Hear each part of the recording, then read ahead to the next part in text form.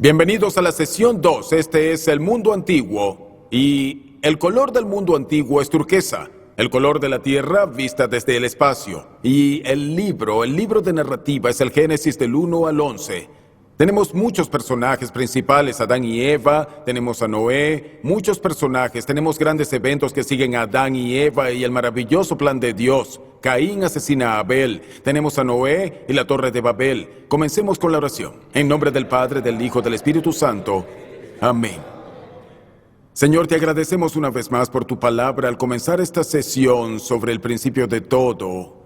Agradecemos, Señor, por hacerlo personal y así no lo vemos como la historia de alguien más, sino como el origen de nuestros problemas y el origen de tu maravilloso plan para nuestras vidas. Nos comprometemos a ti y te pedimos que abras nuestros corazones para estar dispuestos a tu palabra y para cambiar nuestras propias vidas. Oramos en nombre de Jesús. Amén.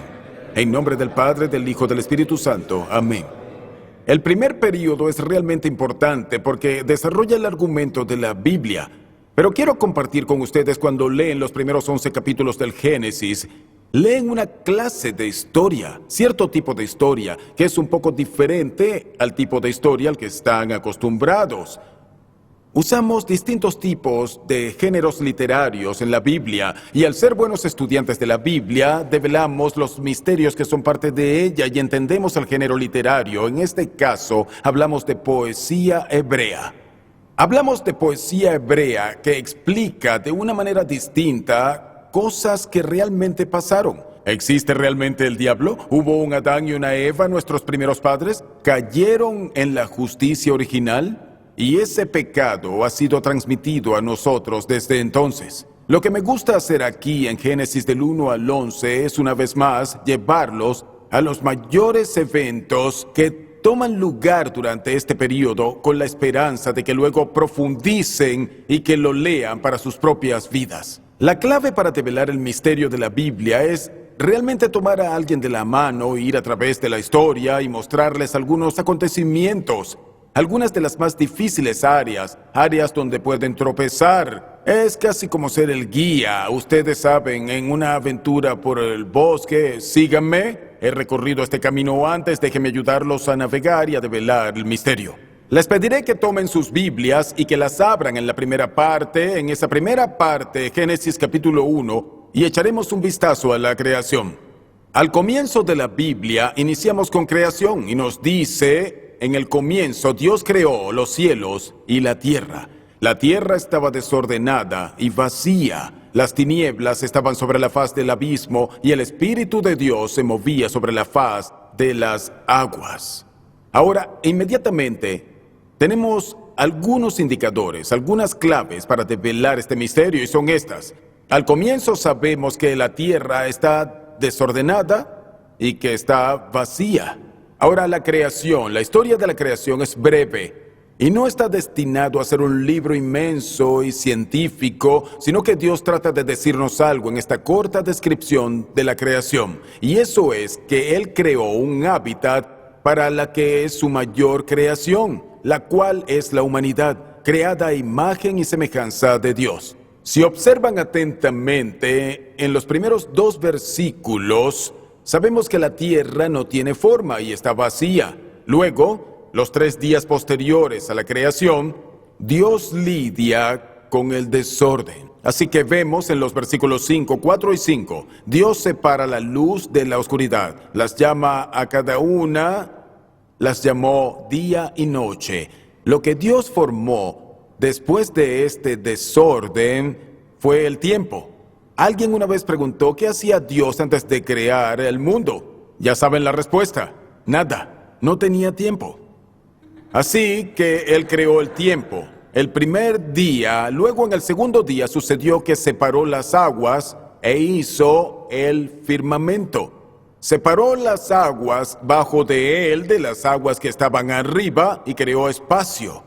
Así que tenemos tiempo, tenemos espacio y en el tercer día dijo: reúnanse las aguas que están debajo de los cielos en un solo lugar para que se descubra lo seco, y tuvo tierra. ¿Lo ven? En solo 9 versículos, Dios lidió con la desorganización entre el tiempo, espacio, tierra.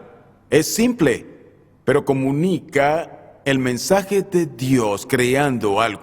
Ahora los días 4, 5 y 6, Él llena el vacío. Así que tenemos el día 4, versículo 16, capítulo 1. E hizo Dios las dos grandes lumbreras, la lumbrera mayor para que señoreara en el día y la menor para que señoreara en la noche. E hizo también las estrellas. Así que colmó el vacío allá. ¿Con qué? El sol, la luna y las estrellas. El sol, la luna y las estrellas. Y luego nos habla del quinto día. Dijo Dios, produzcan las aguaceres vivientes y aves que vuelen sobre la tierra. Llenó los cielos de aves y las aguas de peces. Así que esto es muy simple, llenó el vacío y luego en el sexto día dice en el versículo 24 que creó las bestias de la tierra. Estamos en el versículo 24. En 24 versículos hemos tenido desorden, vacío. Dios trajo orden y llenó el vacío. Lo último que hizo fue crear a las bestias en el sexto día. Luego nos enfocamos en su increíble creación, la humanidad. Y vemos en el versículo 26, capítulo 1, crea al hombre a su imagen y semejanza. Y hay algo sobre crear al hombre que es diferente a todas sus otras creaciones. A veces pienso un poco en que las bestias las crearon el sexto día y a nosotros también. Así que debemos preguntarnos qué nos diferencia de los cerdos. No le pregunten a mi esposa. ¿Cuál es la diferencia entre nosotros y los animales? Y es que ustedes y yo fuimos creados a imagen y semejanza de Dios. ¿Qué significa esto? Significa que somos diferentes a los animales. Fuimos creados como Dios. Fuimos creados a su imagen y semejanza. Lo que significa, y la iglesia nos lo enseña, que tenemos raciocinio, la capacidad de razonar. Tenemos voluntad. Podemos actuar sobre lo que sabemos y podemos tomar decisiones basadas en la razón. Y luego tenemos la habilidad para amar. Tenemos la capacidad para amar. Y esto es muy especial. Así que fuimos creados a imagen y semejanza de Dios. Pero porque tenemos un libre albedrío, Dios nos da unas estipulaciones. Y las verán en el capítulo 2, cuando comienza a hablar de Adán. Eva no ha sido creada. Él comienza a hablar de Adán en el capítulo 15, capítulo 2, versículo 15. Y dice, el pasaje dice, tomó pues Dios al hombre y lo puso en el huerto del Edén, para que lo labrara y lo cuidara. Y mandó Dios al hombre diciendo, de todo árbol del huerto podrás comer, pero del árbol del conocimiento del bien y del mal no comerás, porque el día que de él comas, ciertamente morirás. El pasaje se refiere a que no era bueno que el hombre estuviese solo, y Adán estaba solo. Todos los animales tenían pareja. Así que Dios le trajo una esposa a Adán. Tomó una costilla del costado de Adán mientras dormía.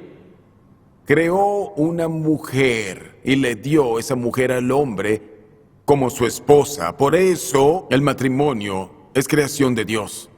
Aquí hay una pequeña clave. Luego después verán a Jesús, el Hijo de Dios, que entra en un sueño. Su costado es perforado y su esposa, que es la iglesia, es su pilar. Y solo podemos asumir que Adán le dijo a Eva, Eva, escucha, estas son las reglas. Podemos comer de todos los árboles del jardín, pero no podemos comer del árbol que está en medio de él, el del conocimiento del bien y el mal, porque el día que lo hagamos, vamos a morir. Entonces la vida y la muerte son apenas el principio de esta increíble historia. Ya sabemos qué sucedió, ¿no es así? El enemigo entra en el capítulo 3. Descrito como un animal, una serpiente. Y una vez más, los primeros 11 capítulos son algún tipo de poesía hebrea que nos dice qué sucedió en ese entonces. Sabemos que tenemos unos padres originales. Sabemos que cayeron en la justicia original de la vida, creados a la imagen y semejanza de Dios, pero también sabemos que el enemigo en el capítulo 3 entra en el jardín. Una clave para develar el misterio de la Biblia es notar la repetición.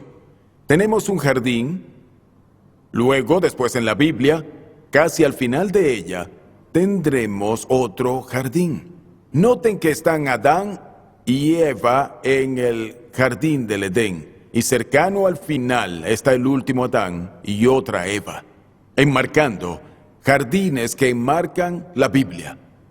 Así que la serpiente viene, pero ¿quién era? Era Lucifer, uno de los grandes siervos y mayores ángeles. Un siervo es quien arde en la gloria de Dios, pero en su caso ardió de manera distinta. Desafió la autoridad de Dios y desafió lo que Dios le dijo a Adán y Eva. En el capítulo 3 dice, la serpiente era más astuta que todos los animales del campo que Dios había hecho. Y dijo a la mujer, ¿con que Dios les ha dicho, no coman de ningún árbol del huerto?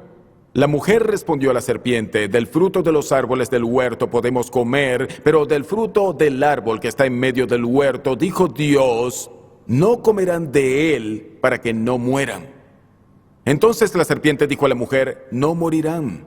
Pero Dios sabe que el día que coman de él, serán abiertos sus ojos y serán como Dios, conocedores del bien y del mal. Esto es interesante, ¿no es así? Porque el enemigo les ofreció un bien. Fueron creados a imagen y semejanza de Dios y luego viene el enemigo y dice, no, escucha, si comes de ese árbol, serás como Dios. Dios no quiere eso. ¿Ven? Dios no quiere eso, así que el enemigo sugiere que se pueden tornar como Dios, independientes de Dios y desobedientes. Eso es mentira. Y esa es la mentira que él interpone en la historia en este punto. Ustedes saben qué sucedió, ¿no es así? Ellos cedieron. Escuchemos el razonamiento detrás de esto. En el versículo 6 dice, al ver la mujer que el árbol era bueno para comer, agradable a los ojos y deseable para alcanzar la sabiduría, tomó de su fruto y comió, y dio también a su esposo, el cual comió. Y ambos cayeron. En el inicio mismo de toda la Biblia, vemos desde ya que si Dios no acude en salvación y no tiene un plan de redención, la historia culmina, nuestro seminario culmina. No habría nada de qué hablar. Pero Dios sí tiene un maravilloso plan. ¿Pero qué pasó aquí? Bueno, el Catecismo de la Iglesia Católica nos da una idea. Nos habla en el párrafo 397. Nos habla de el hombre tentado por el diablo. Dejó morir en su corazón la confianza hacia su Creador y abusando de su libertad, desobedeció el mandamiento de Dios. En esto consistió el primer pecado del hombre. En adelante, todo pecado será una desobediencia a Dios y una falta de confianza en su bondad.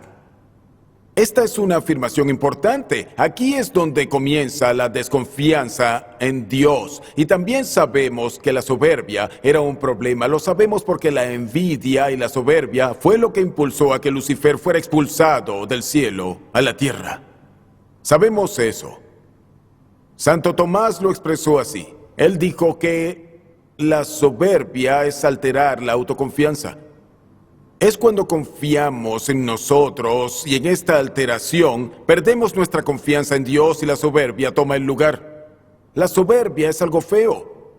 Me recuerda a este sujeto que está retirado. Le fue muy bien en la vida e hizo mucho dinero y todo eso. Termina en un hogar de ancianos como viudo. Y en su primera semana en el hogar, sale de su habitación hacia el jardín y ve a unas damas muy hermosas allá que también eran viudas y están sentadas hablando entre ellas. Así que se acerca a ellas acomodándose, ¿saben?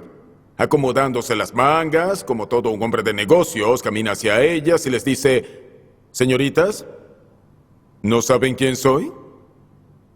Y las mujeres se vieron las unas a las otras y luego le respondieron, no, pero si vas a la recepción te lo dirán. ¿Lo ven?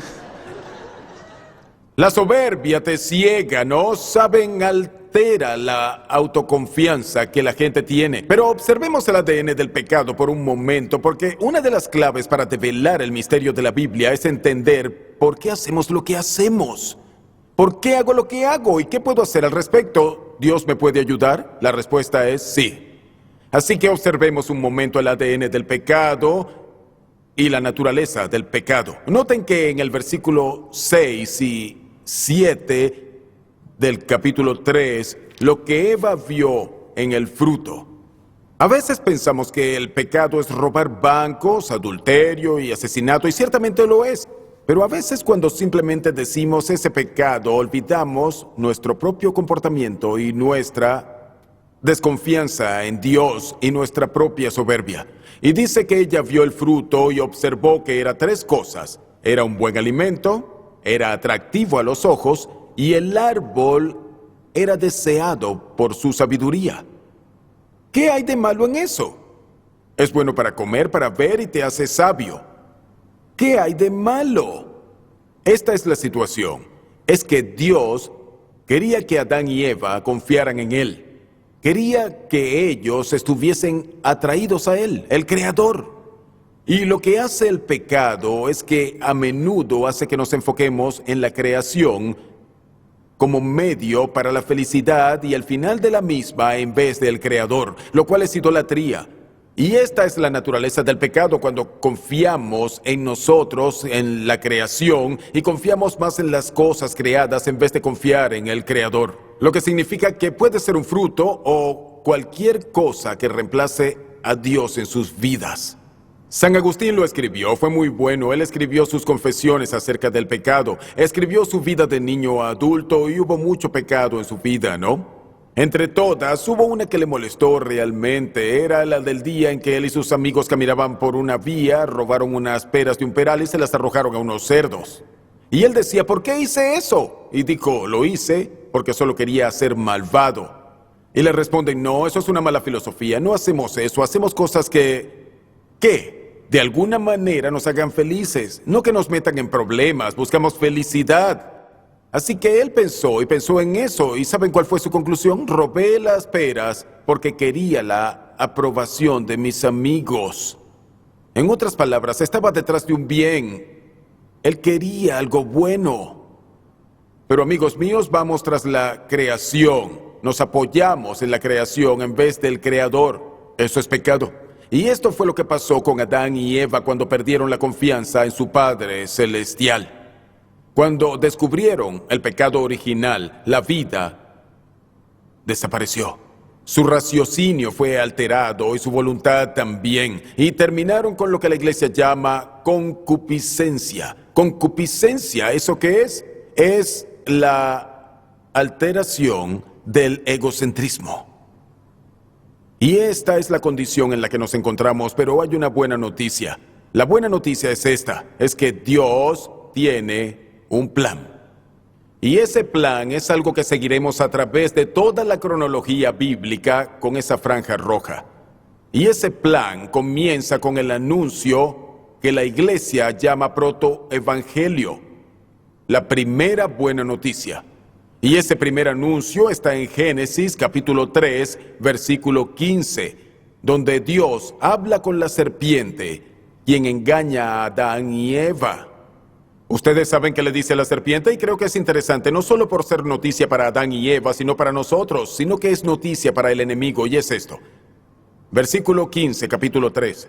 Pondré enemistad entre ti y la mujer, y entre tu simiente y la simiente suya. Te herirá en la cabeza y tú la herirás en el talón. El protoevangelio nos habla el primer anuncio de buenas noticias, que la simiente de la mujer y la serpiente son completamente opuestas. Y la simiente de la mujer que conoceremos después, clave para develar el misterio, será Jesús con su madre.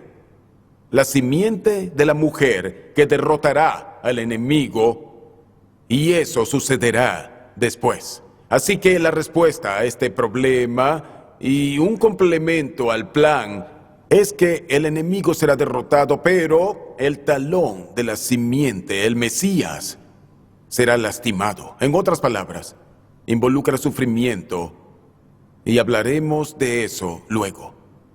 Así que la gran pregunta que tengo para ustedes hoy es, ¿confían en Dios en sus vidas? ¿Confían en Dios en sus vidas o hay alguna cosa de la creación o algo de la creación con que hayan reemplazado a Dios? San Juan Pablo II solía decir que a veces somos culpables de lo que él llamaba ateísmo práctico. Y el ateísmo práctico es: creo en Dios, no me malinterpreten; soy católico, no me malinterpreten; quiero leer la Biblia, no me malinterpreten. Pero vivo mi vida como si no existiera. Y nos encontramos en el mismo lugar en el que estaban Adán y Eva. Y es el de: debemos ser fieles al Creador y no a la creación. Todo en su correcto lugar, todo con moderación, pero Jesús es el Señor y nuestras vidas deben reflejar eso. Así que luego, después de esto, ¿qué sucedió? Fueron exiliados del Edén. Les daré una pista clave para develar el misterio: exilio. Veremos este tema una y otra vez. Personas exiliadas de tierras, de ciudades, y que luego regresarán. Al final de la Biblia encontraremos el mayor exilio del mundo y el mayor regreso en un mundo con Jesús. Así que fueron exiliados del Edén y Dios colocó un guardián en el árbol de la vida. Así que habían dos grandes árboles en el jardín: el del conocimiento del bien y del mal y el árbol de la vida. El árbol del conocimiento del bien y del mal comieron de él y vieron los resultados. Experimentamos los resultados en nuestras vidas, vivimos con esto, luchamos con esto. Es por esto que cuando Jesús vino a enseñarnos a cómo vivir, impulsarnos a vivir. Pero también sabemos que el árbol de la vida está ahora resguardado. Y aquí la pregunta: ¿estará libre de nuevo? ¿Estará el árbol de la vida libre de nuevo? Y aquí la respuesta: sí, lo estará. Clave para develar la Biblia. Juan capítulo 6. La cruz se convierte en el árbol de la vida. Y el fruto del árbol de la vida es la Eucaristía. Y Jesús dice en Juan 6, si no comen mi carne y beben mi sangre, no tendrán vida en ustedes, pero el que sí tendrá vida eterna. Así que cuando comenzamos a hacer estas conexiones entre lo nuevo y lo viejo, estamos en camino a develar el misterio de la Biblia. Y esto solo mejora y mejora. Quisiera que observaran sus tablas un segundo, y si la ven bien, notarán este patrón continuo de exilio. Luego verán a Israel atravesando Egipto. Verán a Jacobo, por supuesto, abandonando las tierras. Verán el gran exilio en el período azul claro mucho después.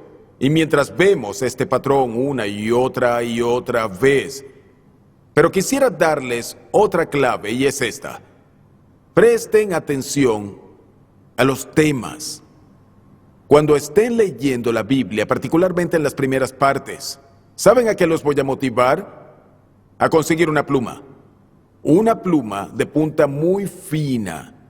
Consigan unos lápices de color. Comiencen a vivir en sus Biblias y empezarán a ver ciertos temas, porque mientras lo hacen verán la realización posterior en Cristo. Querrán volver a hacer esas conexiones para ustedes. Cuando quieran enseñarle a otros o quieran enseñarle a sus hijos, lo tendrán todo en sus Biblias.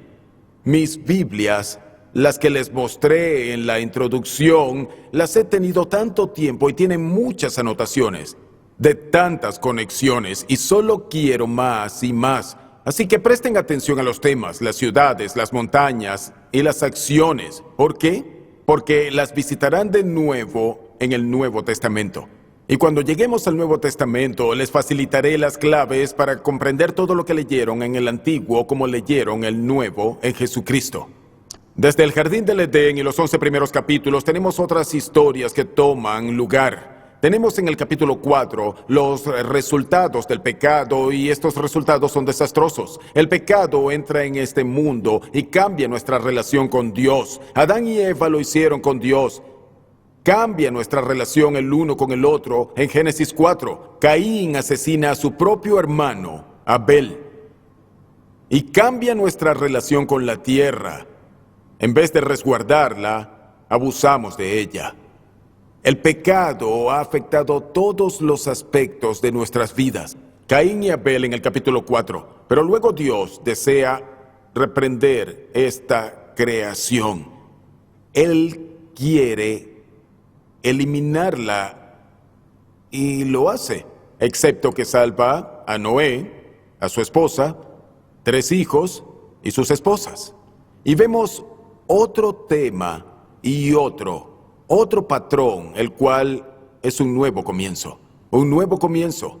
Entonces tenemos la historia de Noé y cuando salió del arca, luego de que la construyera y sobreviviera a la tormenta, Dios hizo una alianza con Noé. Hablaremos más de las alianzas en periodos posteriores, pero notarán que en la historia familiar iremos a través de una serie de alianzas. Fue así como Dios expandió su plan familiar. Como decía hace unos minutos, Dios hizo una alianza con Noé, la cual es esta nueva creación. Y el mundo es poblado en el capítulo 10. Y luego en el capítulo 11 tenemos la Torre de Babel. Tenemos la Torre de Babel. Entonces, en los primeros 11 capítulos, de una manera muy concisa y breve, observamos la situación de la creación, ser creados a imagen y semejanza de Dios, las estipulaciones, lidiar con el enemigo, el fracaso de Adán y Eva, la introducción del maravilloso plan de Dios de forma carnal, y luego vemos los resultados del pecado. Y al momento en que llegamos al capítulo 11, hay asesinato, hay juicios, y notamos que Dios ve hacia la Torre de Babel y observa que se habla el mismo idioma, como si no lo supiese. Y dice, mientras hagan esto y hablen el mismo idioma, nada será imposible. Baja y confunde su lengua en este punto. Así que quiero que sepan esto, después de este primer periodo hay esperanza. Dios tiene un plan y comienza en el periodo siguiente con un hombre con el nombre de... ¿Alguien lo sabe? Abraham. Correcto, Abraham. Al principio su nombre era Abram. Dios se enfocaría en un hombre. Comenzaría a formar un pueblo y una familia que va a llevar esta buena noticia, la bendición de Dios y la relación de alianza con Dios al resto del mundo. Quiero que noten algo, y es que terminamos este periodo en el capítulo 11 de una manera curiosa. Luego de la Torre de Babel, se llama genealogía. La mayoría de las personas desean saltarse la genealogía, pero ¿conocen el papel de este estudio en la literatura hebrea? Nos hace enfocarnos. Va desde lo general hasta lo específico. Y es una herramienta literaria usada para que nos enfoquemos en un hombre. Verán esto al final del capítulo 11, versículo 27, cuando dice, estos son los descendientes de Taré. Taré engendró a Abram. Esto viene de una larga línea genealógica. A Nacor y a Harán, y Harán engendró a Lot. Harán murió antes de que su padre Taré en la tierra donde había nacido en Ur de los Caldeos, el actual Irak. Y Abram y Nacor tomaron para sí mujeres. El nombre de la mujer de Abram era Sarai y el nombre de la mujer de Nacor Milca, hija de Harán, padre de Milca. Y luego dice, pero Sarai era estéril y no tenía hijos. Tomó Taré a su hijo Abram y a Lot, hijo de Harán, hijo de su hijo, y a Sarai, su nuera, mujer de su hijo Abram, y salió con ellos de Ur de los Caldeos para ir a la tierra de Canaán. Así que el mundo antiguo termina con este pequeño fragmento de versículos que relatan cómo Dios decidió enfocarse en un solo hombre, Abraham y Sarai. Y Dios trabajaría con ellos. Cuando volvamos, nos concentraremos en Abraham, como también lo haremos con Sarai. Pero quisiera darles unos cuantos consejos al final de esta sesión. Número 1. Y esto es bueno saberlo, ¿no? Dios no se da por vencido con vidas corruptas. Dios no se da por vencido con vidas corruptas. Y el otro consejo que deseo que tomen de esta primera sesión es este. Dios tiene un plan. Y ese plan te incluye a ti. Él enmienda vidas corruptas y tiene un plan. Ese plan involucra sus vidas también. Alabamos a Dios.